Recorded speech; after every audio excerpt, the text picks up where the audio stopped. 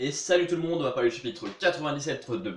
97, c'est un très beau chiffre, 97 de Black Clover, qui faisait suite au chapitre 96, qui faisait suite au chapitre 95, qui faisait suite au chapitre 80. Bon d'accord, j'arrête de me live.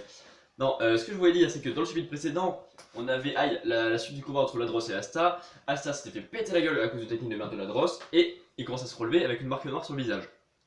Du coup, on a l'explication de tout ceci. Là, il est dans une sorte de monde parallèle où il est avec le démon contenu dans son épée. Et le démon lui propose de lui donner sa magie d'anti-magie. Asta il fait non, j'en ai pas besoin, je vais me battre avec ma propre force, c'est comme ça que j'ai toujours fait et comme ça je me suis surpassé. Du coup, je suis même capable de te battre. Il fait ça, sauf que bah en fait l'autre le rentre quand même dedans, ça sert à rien. Et ensuite, on voit que Asta ne possède plus son épée anti-magie, mais tout son corps devient anti-magie. Et c'est le seul à pouvoir faire ça, parce que ben il a pas de magie, c'est bon, il allait mourir. Et la sorcière, enfin, la reine des sorcières dit que finalement c'était pas le descendant qu'elle pensait, c'était juste grâce au fait qu'il ait pas de magie qu'il peut faire ça. Parce qu'en fait ça voulait dire que genre le descendant qu'elle pensait, c'est peut-être le premier sorcier mage là, le roi sorcier, qui avait ce pouvoir de capturer, qui avait l'anti-magie en lui, mais tout en ayant de la magie, tu vois. Peut-être.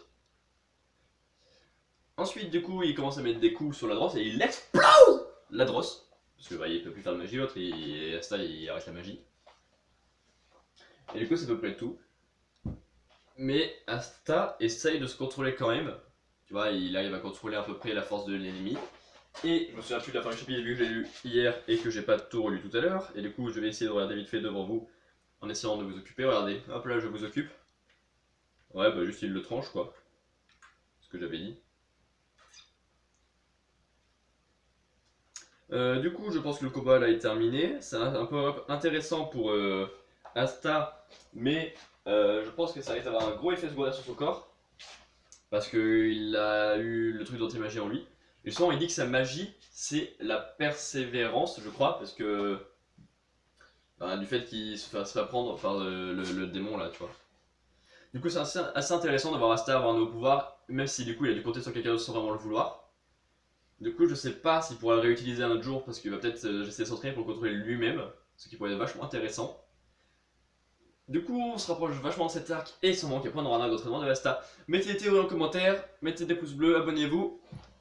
Ciao.